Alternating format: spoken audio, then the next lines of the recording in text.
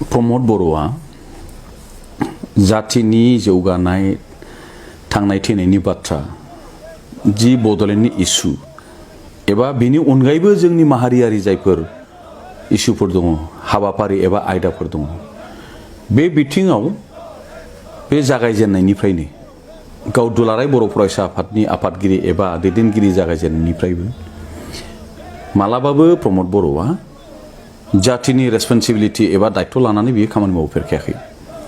बेनिखायनो दिनै जोबथानायाव बड'लेण्ड इस्युआ आंनि नङा होननानै प्रमद बर'आ बुंनाया जेबो गिदिर खोथा नङा। खारन बियो जिखिनि एबसुआव थानानै रायजो दाबिनायनि स्ल'गान होनानै जिखिनि आन्दलन खालामबोदों बियो रायजो दाबिनायनि जेबो आन्दलन नंखायामोन। साधारन भाबै गावखौ बे आन्दलनजों जड़ित खालामनानै गावखौ लिडारशिप नेतृत्व होनाय आगसारि एबा दैदेनगिरिनि गावखौ महर मोनहोनाय बेनोल' उद्देश्यमोन।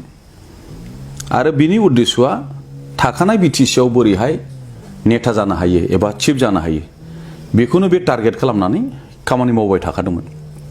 गतिके दिनैनि दिनाव प्रमद बर'आ बे जिखिनि खोथाफोर बुंदों प्रमद बर'खाय बे खोथाखौ बुंनो हायो। सोरबा नों आंब्ला मालाबाबो बे खोथाखौ एथ' गोरलैयै बे नाखस खालामनो हायामोन। बिटिसि जि एकर्ड मानव गेदेर हाग्रामा महिलारि बिथांनि दैदेननाय जि बिटिआर सुक्ति 27 जानुवारि 2020 बियो कुनु कारनाव कम्पेयारेबल एबा तुलना खालामजाया। मानो होनोब्ला बिटिसि सुक्तिया 6 शिड्युल कन्स्टिटिउशनेल प्रभिजननिबो खोथा दं आरो 8 शिड्युल जोंनि बर' बिमानि रावा भारतीय संविधाननि 9थि शिड्युलाव बियो थिसनजादों। बिटिआर सुक्तियाव संविधान संबिजित एबा आइननि बहाय जेबो बेबस्था एबा संविधाननि जेबो गनायथिनाय बे बिटिआर सुक्तियाव गैया। बेनिखायनो बिटिआर सुक्तिखौ बिटिसि सुक्तिजों तुलना खालामनानै रायलायनाया बेवहाय एसे जोंनि गोरोन्थिसो जायो, रायलायथावानो नङा।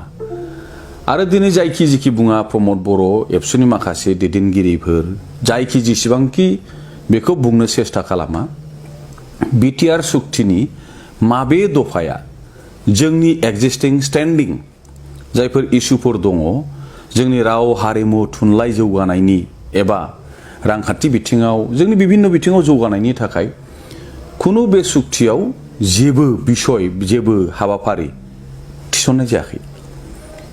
बर' रावखौ बिटिसि सुक्तिनि गेजेरजों 8 शिड्युल जों मोनबोखादों। दिनै आसामनि अफिसियेल लेंगुवेज होनोब्ला जोंहा असमिया राव। असमिया रावनि संविधानिक मर्यादाया मा? 9 शिड्युल 8 शिड्युल। दिनै बे एखे मर्यादाखौ जोंनि बर' बिमानि रावाबो 8 शिड्युल जाबाय। होमब्ला बियो दिनै माबेबा साबस्टेन्सियेल बर' जोंनि रायजो राजा थानायावल' एस'सियेट अफिसियेल लेंगुवेज होनायनि थाखाय जे बिटिआर सुक्तियाव लाना फैदों बेयो जोंनि थाखाय दुखु गोनां। बे जोंनि रावखौ बियो लाजि फोनांनाय जादों, बर' रावखौ डिग्रेड खालामनाय जादों। 8 शिड्युल मोनखानाय लेंगुवेजआ मोनसे स्टेटनि एस'सियेट लेंगुवेज जानो हाया। बे स्टेटनि बेयो फुल लेंगुवेजसो जानो हायो। आरो 1985आवनो जिहेतु जोंनि बर' रावा आसामनि साबस्टेन्सियेल बर' रायजो राजा थानाय जायगायाव बियो मोनसे एस'सियेट अफिसियेल लेंगुवेज महरै मोनखादों। गतिके बिनि आपग्रेडेशना बहा, बिनि जौगासारनाया बहा? बे बिटिआर सुक्तिजों जोंनि बर' बिमानि रावा जौगायाखै, बे हायदोंसो।